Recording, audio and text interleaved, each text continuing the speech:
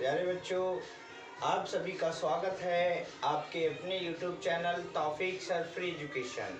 आज हम आप सब बच्चों के लिए एक बहुत अच्छा सा और बहुत प्यारा सा class tenth UP board class 10th का चैप्टर नंबर 5 समांतर श्रेणी, इस श्रेणी का जो परिचय है वो मैं लास्ट वीडियो में पिछले वीडियो में बता चुका हूँ। आज मैं आपको इस चैप्टर के सारे सूत्रों के बारे में बताने जा रहा हूँ। सबसे पहले तो ये वाला है कि समांतर श्रेणी बनती कैसे है, समांतर श्रेणी बनने का तरीका क्या है। तो प्यारे बच्चों, दो अक्षर हैं, एक है ए का मतलब है प्रथम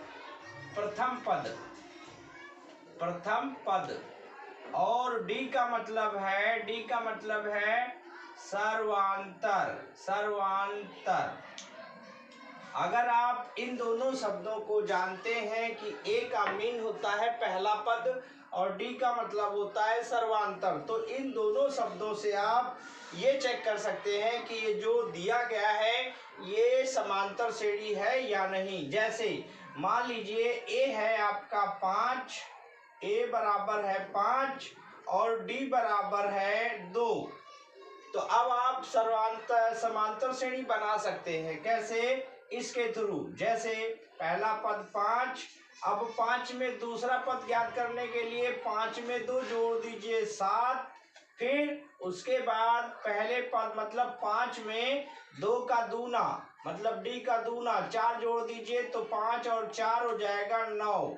इस तरह से ये आपका समांतर श्रेणी बन जाएगा। तो ये समांतर श्रेणी हो गया। अब इसमें जो दूसरा सूत्र है वो nवां पद निकालना है। nवां पद, अगर आपसे कहा जाए 10वां पद बताइए किसी समांतर श्रेणी, तो आपको उसमें पहला पद और सर्वांतर पता होना चाहिए।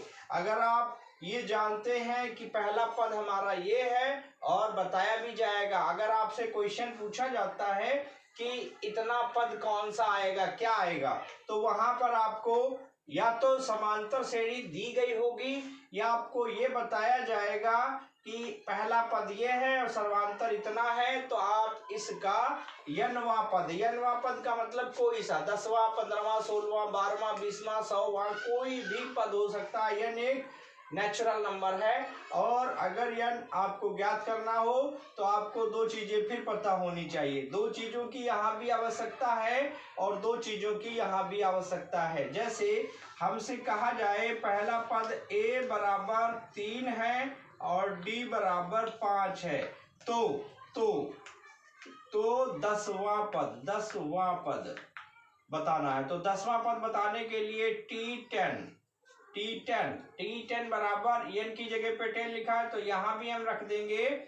आपका पहला पद है 3 प्लस सर्वांतर अर्थात 10वां पद यहाँ पर आ जाएगा 10 और -1 और सर्वांतर है 5।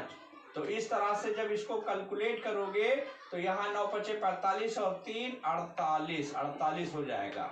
फिर अगला क्वेश्चन क्या है, इसमें मेन दो ही चीज हैं। आपको याद क्या रखना है कि आपको हर सवाल में पहला पद और सर्वांतर ये ज्यादातर आपको समझना है और इसी से सारा कुछ सॉल्व हो जाएगा।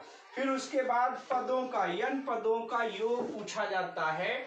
यन पदों का योग, मान लीजिए आपके पास सर्वांतर है, पहला पद है और सर्वांतर है, ये अगर आपके पास है तो आप 20 पदों का योग, 10 पदों का योग, 100 पदों का योग, कितने भी पदों का योग निकाल सकते हो। तो प्यारे बच्चों, इसमें आपको बस करना क्या है, यहाँ पर आपको ए पता हो और डी पता हो और कौन से पद का कितने पदों का योग निकालना है आप निकाल सकते हैं। जैसे मान लीजिए 10 पदों का योग निकालना है, 10 पदों का, और आपको ए बराबर दे दिया है 5 और डी बराबर दे दिया है 2। अब 10 पदों का योग निकालने के लिए यहाँ पर आपको यन बराबर 10 हो गया। यन बराबर, तो यहाँ पर आप रखोगे 10/2 ब्रैकेट 2 गुणे ए का मान है 5 प्लस और यन का मान है 10 -1 और डी का मान है 2, डी का मान है 2। इसको जब आप सॉल्व करोगे, कैलकुलेट करोगे तो कितना हो जाएगा, ये तो 2 से 10 कट जाएगा, 5 हो जाएगा, 5 दूनी 10 हो जाएगा, और यहाँ पर 9 दूनी 18, 10 और 18 को जब आप जोड़ोगे तो कितना आ जाएगा, 10 और 18 28, 28 पंचे 140, ये 10 पदों का योग आ जाएगा। और अगला भी है, इसमें एक नया शब्द आ रहा है। नया शब्द क्या है भाई, देखिए यहाँ पर आ रहा है यल। यल जो है ये अभी तक इसमें कहीं नहीं आया है। ए का मान तो आप जानते हैं प्रथम पद है, प्रथम पद। एल क्या है, एल अंतिम पद, अंतिम पद को यल से डिनोट किया गया है, यल। अगर आपको पहला पद पता है और अंतिम पद पता है और समांतर श्रेणी है तो उसका योग आप निकाल सकते हैं। यन तो आप जानते ही हैं, यन का मतलब होता है, यन का मतलब क्या है, यन का मतलब है पदों की संख्या, यन का मतलब है पदों की संख्या।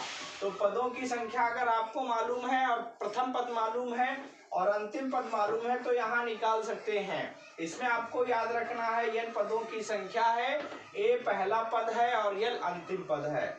अच्छा, कभी कभी ऐसा होता है अंत से कोई सर्वांतर श्रेणी दी गई है, कोई सी भी सर्वांतर श्रेणी हो सकती है। अगर कोई सर्वांतर श्रेणी दी गई है और उसमें ये कह दिया जाता है कि अंत से यनवा पद अर्थात 10वां पद या 5वां पद या 100वां पद, अंत से, शुरुआत से नहीं, अंत से, इसीलिए तो इसमें यल लिखा हुआ है। यल का मतलब होता है अंतिम पद, यल का मतलब होता है अंतिम पद। तो अगर अंतिम पद पता है और आपको निकालना है अंतिम पद से किसी पदों का योग, तो पद निकालने के लिए यहाँ पे अंतिम पद लिख दीजिए, पद जितने हैं वो लिख दीजिए और उसका सर्वांतर और कैलकुलेट कर लीजिए। तो इस तरह से ये इतने सूत्र हैं, इन्हीं सूत्रों के द्वारा आप सवाल लगा सकते हैं। आप सबके लिए मैं आपसे निवेदन करूंगा कि आप वीडियो को देखें, पूरा रिवाइंड करें, कई बार देखें और इन सारे सूत्रों को याद कर लें। अगले वीडियो में हम आपको सर्वांतर श्रेणी जो हमारी जो है समांतर श्रेणी, इसके सारे सवालों की चर्चा करेंगे। तो मिलते हैं अगले वीडियो में। प्यारे बच्चों, आपको ये पूरा वीडियो देखना है और लाइक करना है, शेयर करना है। अगर कुछ गड़बड़ लगे तो कमेंट करना है। तो मिलते हैं अगले वीडियो में, तब तक के लिए हाथ जोड़कर गुड बाय।